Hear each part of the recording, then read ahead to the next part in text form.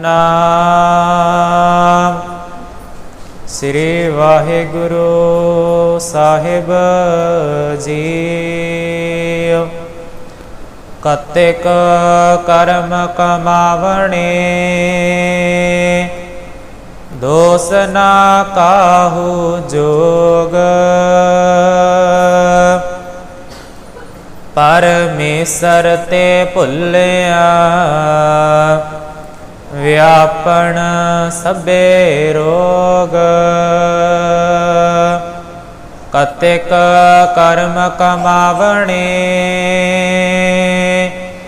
ਦੋਸ ਨਾ ਕਾਹੂ ਜੋਗ। ਪਰਮੇਸ਼ਰ ਤੇ ਭੁੱਲਿਆ ਵਿਆਪਣ ਸਭੇ ਰੋਗ। ਵਾਹਿਗੁਰੂ ਜੀ ਕਾ ਖਾਲਸਾ ਵਾਹਿਗੁਰੂ ਜੀ ਕੀ ਫਤਿਹ। ਜੁਗੋ ਜੁਗਿਆ ਟਲ ਤਖਤ ਚਵਰ ਛਤਰ ਦੇ ਮਾਲਕ, ਦੀਨ ਦੁਨੀਆ ਦੇ ਪਾਤਸ਼ਾਹ, ਰਾਜਾਨ ਰਾਜ, ਭਾਨਾਨ ਭਾਨ, ਦੇਵਾਨ ਦੇਵ, ਧੰਨ ਧੰਨ ਸਾਹਿਬ ਸ੍ਰੀ ਗੁਰੂ ਗ੍ਰੰਥ ਸਾਹਿਬ ਮਹਾਰਾਜ ਜੀ ਦੀ ਪਾਵਨ ਪਵਿੱਤਰ ਹਜ਼ੂਰੀ ਅੰਦਰ ਜੁੜ ਬੈਠੀ ਗੁਰੂ ਪਿਆਰੀ ਖਾਲਸਾ ਸਾਧ ਸੰਗਤ ਜੀਓ। ਵਡਭਾਗੇ ਹਾਂ ਜੋ ਅੰਮ੍ਰਿਤ ਵੇਲੇ ਤੋਂ ਗੁਰੂ ਮਹਾਰਾਜ ਜੀ ਦੇ ਪਾਵਨ ਦਰਬਾਰ ਦੀਆਂ ਹਾਜ਼ਰੀਆਂ ਭਰ ਰਹੇ ਹਾਂ। ਅੱਜ ਦਾ ਪਾਵਨ ਦਿਹਾੜਾ ਸੰਗਰਾਂਦ ਮਹੀਨਾ ਹੈ,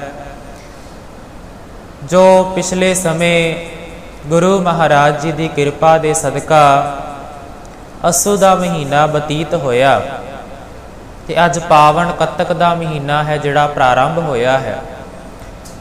ਕੱਤਕ ਦੇ ਮਹੀਨੇ ਦੇ ਪਰਥਾਏ ਸ੍ਰੀ ਗੁਰੂ ਅਰਜਨ ਦੇਵ ਪਾਤਸ਼ਾਹ ਜੀ ਨੇ 12ਵਾਂ ਮਹਾਜਬਾਣੀ ਦੇ ਅੰਦਰ ਉਪਦੇਸ਼ ਦੇਣਾ ਕੀਤਾ ਹੈ।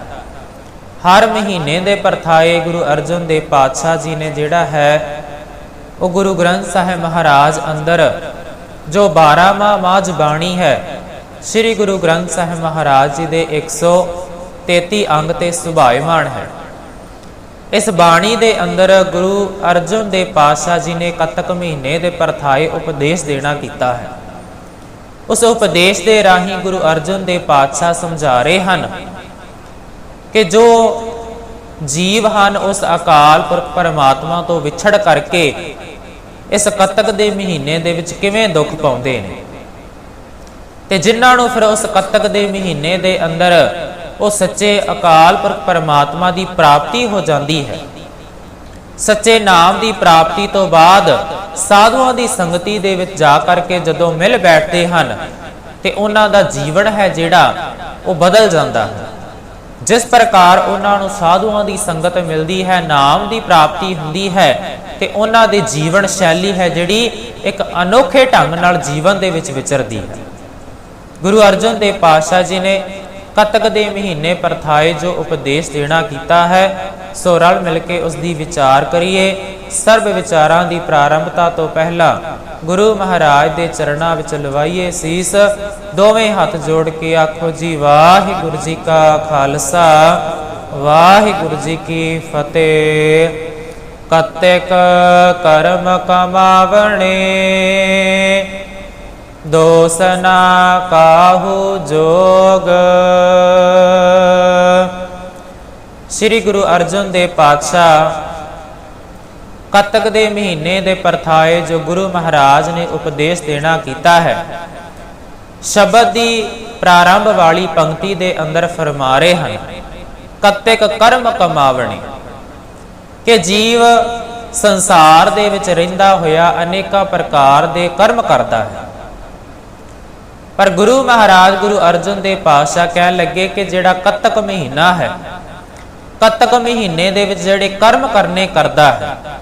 ਹੁਣ ਕਰਮ ਤਾਂ ਸਾਰੀ ਉਮਰ ਭਰ ਹੀ ਕਰਦਾ ਰਹਿੰਦਾ ਹੈ ਜੀਵਨ ਦੇ ਵਿੱਚ ਵਿਚਰਦਾ ਹੋਇਆ, ਪਰ ਕੱਤਕ ਮਹੀਨੇ ਦੇ ਵਿੱਚ ਵਿਸ਼ੇਸ਼ ਤੌਰ ਤੇ ਜਿਹੜੇ ਕਰਮ ਕੀਤੇ ਜਾਂਦੇ ਨੇ, ਕਿਉਂਕਿ ਕੱਤਕ ਦਾ ਜਿਹੜਾ ਮਹੀਨਾ ਹੈ ਬ੍ਰਾਹਮਣਵਾਦ ਦੀ ਜੇਕਰ ਗੱਲ ਕਰੀਏ ਤੇ ਇਸ ਮਹੀਨੇ ਨੂੰ ਜਿਹੜਾ ਬੜਾ ਮਾੜਾ ਮੰਨਦੇ ਹਨ, ਕਿਉਂਕਿ ਉਹਨਾਂ ਦੇ ਮੰਨਣਾ ਇਹ ਹੈ ਕਿ ਇਸ ਕੱਤਕ ਦੇ ਮਹੀਨੇ ਦੇ ਅੰਦਰ ਕਈ ਦੋਸ਼ ਨੇ ਜਿਹੜੇ ਉਹ ਆਣ ਉਤਰਦੇ ਨੇ।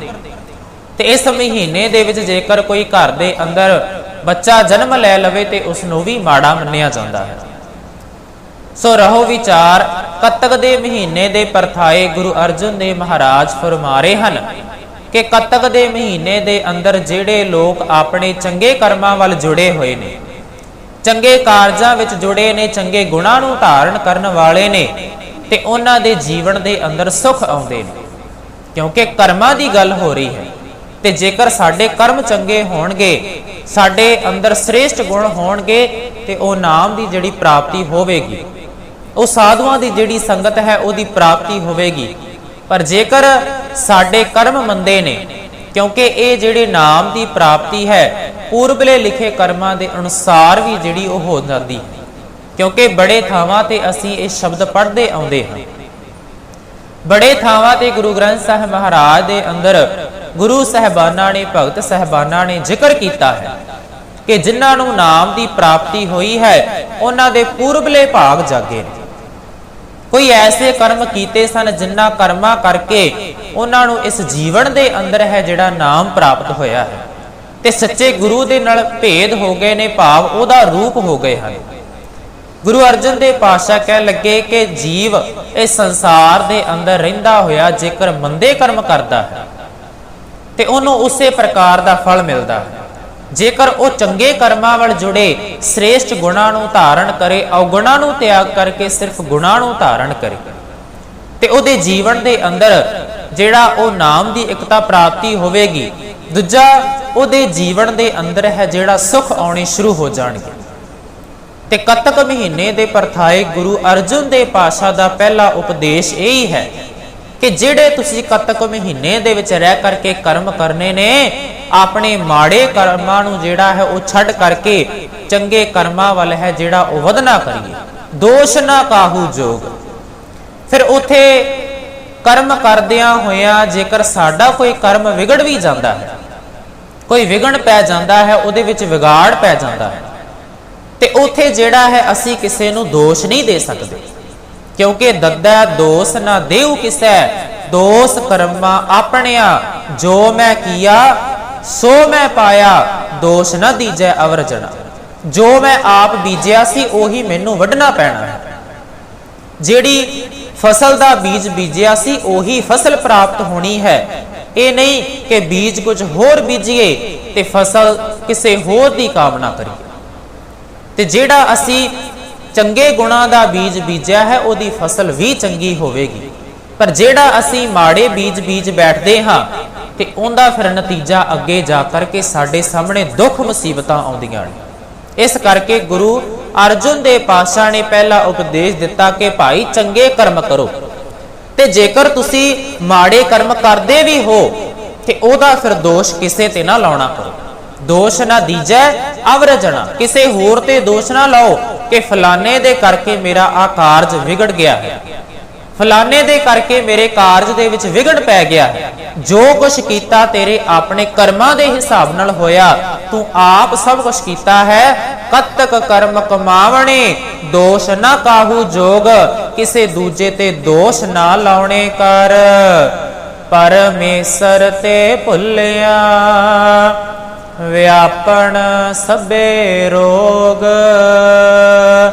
ਸੰਸਾਰ ਦੇ ਅੰਦਰ ਮਨੁੱਖ ਦਾ ਜਦ ਜਨਮ ਹੁੰਦਾ ਹੈ, ਮਨੁੱਖਾ ਜੂਨੀ ਵਿੱਚ ਜਦੋਂ ਆਉਂਦਾ ਹੈ, ਸੰਸਾਰ ਦੇ ਵਿੱਚ ਆਉਣ ਸਾਰ ਹੀ ਜਿਹੜਾ ਹੈ ਉਹਨੂੰ ਮਾਇਆ ਪੋਹ ਲੈਂਦੀ ਹੈ।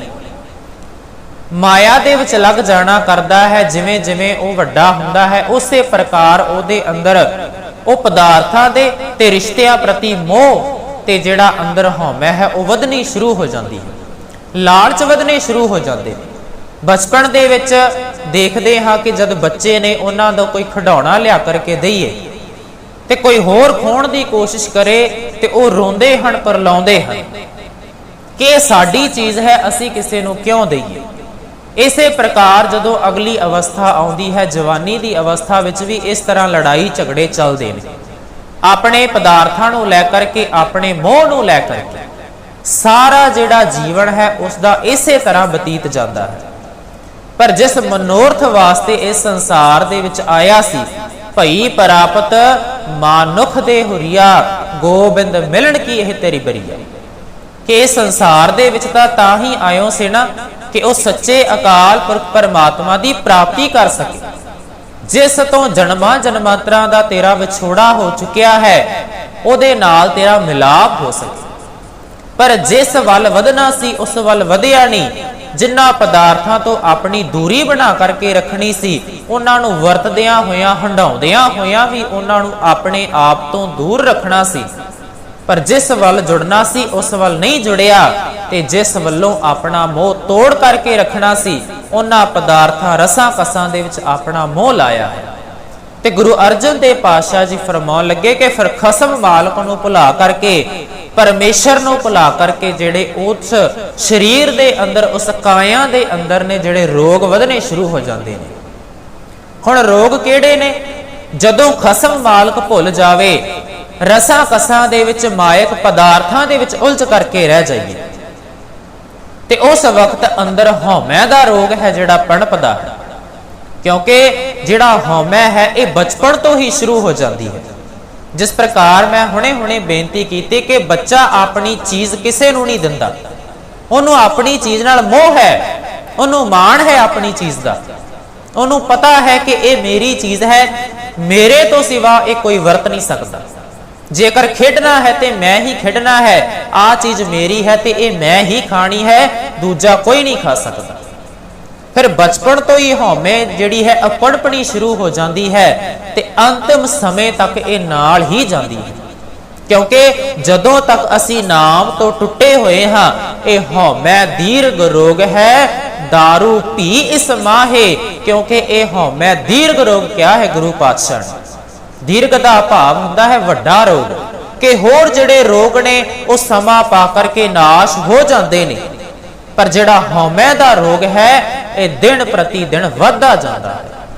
ते गुरु महाराज ने कहा कि जिहड़े परमेश्वर नूं भुला दिता है जिन्हां ने, फिर उन्हां दे अंदर हौमै दा रोग, तृष्णा दा रोग, ईरखा दा रोग, द्वेष दा रोग है जिहड़ा वो पणपणे शुरू हो जाते हैं। समाज दे अंदर असी एक दूजे की तरक्की नहीं देख सकते। अज सानू समाज दे अंदर सब तो वड्डे दुख यही चिंबड़े ने। सानू कोई अपने निजी दुख नहीं हैं कि सानू आ रोग है जां साडा घर परिवार खुश नहीं है, ये साडे अपने निजी दुख नहीं हैं। दरअसल ये दुख साडे घर विच तां आए क्योंकि फलाना तरक्की कर रहा है, फलाना है जिहड़ा ओदे कोल चंगी जमीन जायदाद है, चंगा धन पैसा बैंक बैलेंस है ओदे पास, ते असी इन्हां चीज़ां नूं बर्दाश्त नहीं कर पाउंदे। जद असी बर्दाश्त नहीं करते साडे अंदर ईरखा पैदा होती है। ईरखा तृष्णा, तृष्णा ये कि उस पास इन्ना कुछ है साडे पास क्यों नहीं है। फिर बंदा उथों भी खोण की कोशिश करता है, उथों भी प्राप्त करने की कोशिश करता है कि जिथों कितों मिले हड़प लेना करो। फिर उस चीज़ नूं पाउण दे वास्ते वो जिथे चंगा कर्म करदा आउंदा सी, फिर उस तृष्णा रोग जदों उहदे अंदर आ गया, ईरखा जदों उहदे अंदर आ गई, ते फिर उस पदार्थ नूं पाउण दे वास्ते वो चंगे भले राह नूं छड्ड करके मंदे राह ते तुर पैंदा है।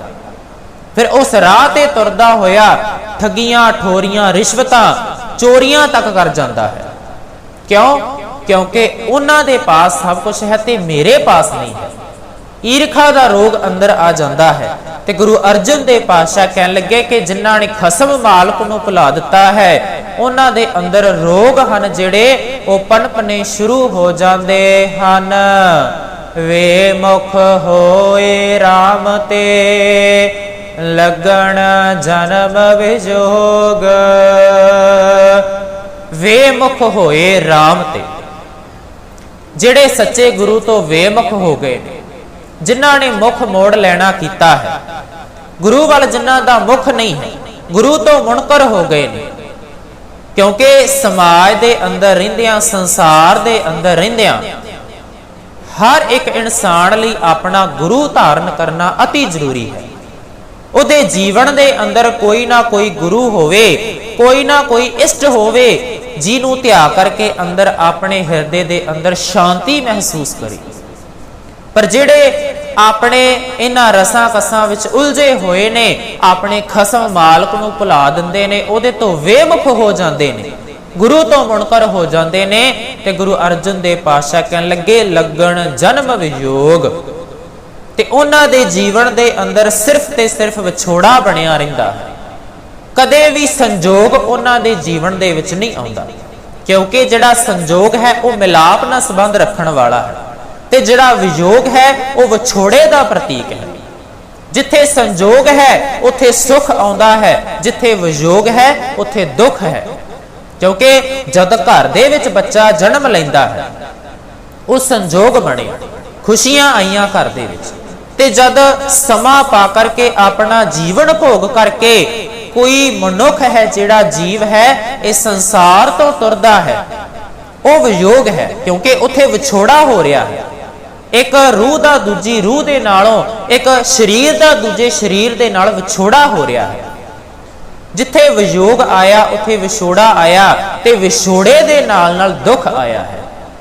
ਤੇ ਗੁਰੂ ਅਰਜਨ ਦੇਵ ਪਾਤਸ਼ਾਹ ਕਹਿਣ ਲੱਗੇ ਕਿ ਜਿਨ੍ਹਾਂ ਨੇ ਸੱਚੇ ਗੁਰੂ ਨੂੰ ਭੁਲਾ ਦਿੱਤਾ ਹੈ, ਸੱਚੇ ਗੁਰੂ ਤੋਂ ਵੇਮੁਖ ਹੋ ਗਏ ਨੇ, ਉਹਨਾਂ ਦੇ ਜੀਵਨ ਦੇ ਅੰਦਰ ਕਦੇ ਸੰਜੋਗ ਨਹੀਂ ਆਉਂਦਾ।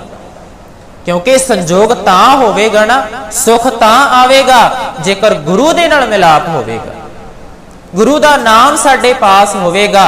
ਪਰ ਅਸੀਂ ਗੁਰੂ ਤੋਂ ਵੇਮੁਖ ਹੋ ਗਏ ਹਾਂ, ਸਾਨੂੰ ਗੁਰੂ ਦਾ ਨਾਮ ਪ੍ਰਾਪਤ ਨਹੀਂ ਹੈ। ਇਸ ਕਰਕੇ ਗੁਰੂ ਅਰਜਨ ਦੇਵ ਪਾਤਸ਼ਾਹ ਕਹਿਣ ਲੱਗੇ ਕਿ ਭਾਈ ਤੁਹਾਡੇ ਜੀਵਨ ਦੇ ਅੰਦਰ ਕਦੇ ਸੁਖ ਨਹੀਂ ਆਵੇਗਾ, ਜੀਵਨ ਦੇ ਅੰਦਰ ਕਦੇ ਸੰਜੋਗ ਨਹੀਂ ਬਣੇਗਾ, ਸਿਰਫ ਤੇ ਸਿਰਫ ਵਿਛੋੜਾ, ਤੇ ਵਿਛੋੜੇ ਦੇ ਨਾਲ ਦੁੱਖ ਹੀ ਬਣਿਆ ਰਹੇਗਾ।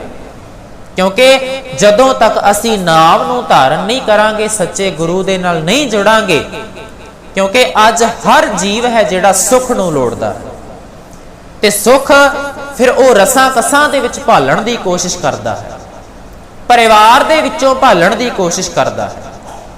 ਪਰ ਇਹਨਾਂ ਪਦਾਰਥਾਂ ਦੇ ਵਿੱਚੋਂ, ਰਿਸ਼ਤਿਆਂ ਦੇ ਵਿੱਚੋਂ ਸੁਖ ਨਹੀਂ ਮਿਲਣਾ। ਜੇਕਰ ਸੁਖ ਮਿਲੇਗਾ ਤੇ ਉਹ ਸੱਚੇ ਗੁਰੂ ਦੇ ਨਾਲ ਜੁੜ ਕਰਕੇ ਮਿਲਣਾ ਹੈ, ਸੱਚੇ ਗੁਰੂ ਦੇ ਨਾਮ ਦੇ ਨਾਲ ਜੁੜ ਕਰਕੇ ਮਿਲਣਾ ਹੈ। ਨਹੀਂ ਤੇ ਜੀਵਨ ਦੇ ਅੰਦਰ ਸਿਰਫ ਤੇ ਸਿਰਫ ਵਿਯੋਗ, ਤੇ ਵਿਯੋਗ ਦੇ ਨਾਲ ਸਿਰਫ ਤੇ ਸਿਰਫ ਦੁੱਖ ਹੀ ਬਣਿਆ ਰਹੇਗਾ।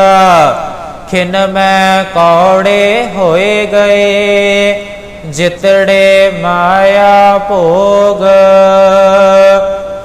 ਜਿਤਨੇ ਵੀ ਇਸ ਸੰਸਾਰ ਦੇ ਅੰਦਰ, ਪਰਿਵਾਰ ਦੇ ਅੰਦਰ ਰਹਿੰਦਿਆਂ ਸਾਨੂੰ ਸੁੱਖ ਸਹੂਲਤਾਂ ਮਿਲੀਆਂ ਨੇ, ਧਨ ਪਦਾਰਥ ਮਿਲੇ ਹੋਏ ਨੇ, ਗੁਰੂ ਅਰਜਨ ਦੇਵ ਪਾਤਸ਼ਾਹ ਕਹਿਣ ਲੱਗੇ ਖਿਨ ਮੈਂ ਕੌੜੇ ਹੋਏ ਗਏ। ਜਿਨ੍ਹਾਂ ਨੂੰ ਇੱਕ ਮਿੱਠਾ ਜਾਣ ਕਰਕੇ, ਆਪਣਾ ਸੁਖ ਦਾ ਸਾਧਨ ਜਾਣ ਕਰਕੇ ਸਾਰੀ ਉਮਰ ਜਿਨ੍ਹਾਂ ਦੀ ਕਮਾਈ ਕੀਤੀ ਹੈ, ਧਨ ਪੈਸਾ ਜੋੜਿਆ, ਪਦਾਰਥ ਜੋੜੇ ਨੇ, ਵਸਤੂਆਂ ਜੋੜੀਆਂ, ਪਰਿਵਾਰ ਨੂੰ ਇਕੱਤਰ ਕੀਤਾ ਹੈ, ਤੇ ਗੁਰੂ ਅਰਜਨ ਦੇਵ ਪਾਤਸ਼ਾਹ ਕਹਿਣ ਲੱਗੇ ਜਦੋਂ ਅੰਤਿਮ ਸਮਾਂ ਆਇਆ ਹੈ, ਜਿਹੜੇ ਮਾਇਆਵੀ ਪਦਾਰਥ ਜੋੜੇ ਸਨ, ਰਿਸ਼ਤੇ ਜੋੜੇ ਸਨ, ਖਿਨ ਮੈਂ ਕੌੜੇ ਹੋਏ ਗਏ। ਜਦ ਅੰਤਿਮ ਸਮਾਂ ਆਇਆ, ਅੰਤਿਮ ਸਵਾਸ ਲੈ ਰਿਹਾ ਹੈ, ਉਸ ਸਮੇਂ ਕੋਈ ਤੇਰੀ ਮਦਦ ਕਰਨ ਵਾਲਾ ਨਹੀਂ ਹੈ, ਕਿਉਂਕਿ ਉੱਥੇ ਕੋਈ ਕੁਝ ਕਰ ਹੀ ਨਹੀਂ ਸਕਦਾ। ਕਿਤੇ ਇਹ ਨਹੀਂ ਹੋਇਆ ਕਿ ਕਿਸੇ ਦੀ ਮੌਤ ਆਈ ਹੋਵੇ ਤੇ ਦੂਜੇ ਨੇ ਆਪਣੇ ਸਿਰ ਲੈ ਲਈ ਹੋਵੇ, ਇਹ ਕਦੇ ਨਹੀਂ ਹੋਇਆ, ਕਿਉਂਕਿ ਜੋ ਕਰਮ ਕੀਤੇ ਨੇ ਉਹਦੇ ਮੁਤਾਬਕ ਆਪ ਨੂੰ ਹੀ ਭੋਗਣਾ ਪੈਣਾ ਹੈ। ਤੇ ਗੁਰੂ ਅਰਜਨ ਦੇਵ ਪਾਤਸ਼ਾਹ ਇਹੋ ਸਮਝਾ ਰਹੇ ਹਨ ਕਿ ਸਾਰੀ ਉਮਰ ਜਿੰਨਾ ਮਾਇਕ ਪਦਾਰਥਾਂ ਨੂੰ ਤੂੰ ਇਕੱਤਰ ਕਰਦਾ ਰਿਹਾ ਹੈ, ਰਿਸ਼ਤਿਆਂ ਨੂੰ ਇਕੱਤਰ ਕਰਦਾ ਰਿਹਾ, ਇੱਕ ਸੰਜੋਗ ਦੇ ਵਿੱਚ ਜੋੜ ਕਰਕੇ ਰੱਖਦਾ ਰਿਹਾ, ਤੇ ਖਿਨ ਮੈਂ ਕੌੜੇ ਹੋਏ ਗਏ, ਜਿਤੜੇ ਮਾਇਆ ਭੋਗ। ਜਿੰਨਾ ਮਾਇਕ ਪਦਾਰਥਾਂ ਨੂੰ ਤੂੰ ਭੋਗਦਾ ਆ ਰਿਹਾ ਹੈ, ਮਾਣਦਾ ਆ ਰਿਹਾ ਹੈ, ਹੰਡਾਉਂਦਾ ਆ ਰਿਹਾ ਹੈ, ਉਹ ਇੱਕ ਖਿਣ ਦੇ ਵਿੱਚ ਹੈ, ਜਿਹੜੇ ਉਹ ਨਾਸ਼ ਹੋਣ ਵਾਲੇ ਨੇ। ਭਾਵ ਤੂੰ ਸਥਿਰ ਰਹਿਣ ਵਾਲਾ ਨਹੀਂ, ਤੇ ਨਾ ਹੀ ਇਹ ਤੇਰੇ ਜੋੜੇ ਹੋਏ ਪਦਾਰਥ ਸਥਿਰ ਰਹਿਣ ਵਾਲੇ ਹਨ। ਤੂੰ ਨਾਸ਼ਵੰਤ ਹੈ, ਤੇਰਾ ਜੀਵਨ ਨਾਸ਼ਵੰਤ ਹੈ, ਤੇ ਤੇਰੇ ਜੋੜੇ ਰਿਸ਼ਤਾ, ਹਰ ਇੱਕ ਰਿਸ਼ਤਾ ਤੇ ਨਾਲ ਹੀ ਜੋੜਿਆ ਹੋਇਆ ਹਰ ਇੱਕ ਪਦਾਰਥ ਨਾਸ਼ਵੰਤ ਹੈ। ਖਿੰਨਮੈ ਕੌੜੇ ਹੋਏ ਗਏ ਦਾ ਭਾਵ ਕਿ ਪਲਾਂ ਦੇ ਵਿੱਚ ਉਹ ਕੌੜੇ ਹੋ ਗਏ ਜਿਹੜੇ ਤੈਨੂੰ ਸੁੱਖ ਦੇਣ ਵਾਲੇ ਸਨ, ਤੈਨੂੰ ਮਿੱਠੇ ਲੱਗਣ ਵਾਲੇ ਰਿਸ਼ਤੇ ਸਨ। ਉਹ ਜਦੋਂ ਤੇਰਾ ਅੰਤਿਮ ਸਵਾਸ ਖਤਮ ਹੋਇਆ, ਉਹ ਪਲਾਂ ਦੇ ਵਿੱਚ ਖਿੰਨ ਦੇ ਵਿੱਚ ਹੈ ਜਿਹੜੇ ਉਹ ਕੌੜੇ ਰੂਪ ਹੋ ਕਰਕੇ ਦੂਰ ਹੋ ਗਏ।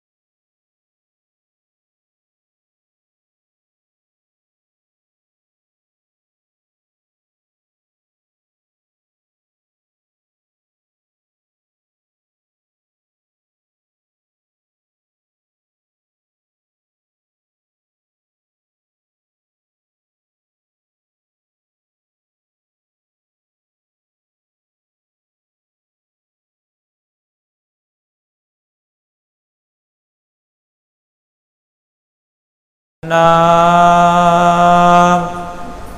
ਸ੍ਰੀ ਵਾਹਿਗੁਰੂ ਸਾਹਿਬ ਜੀ।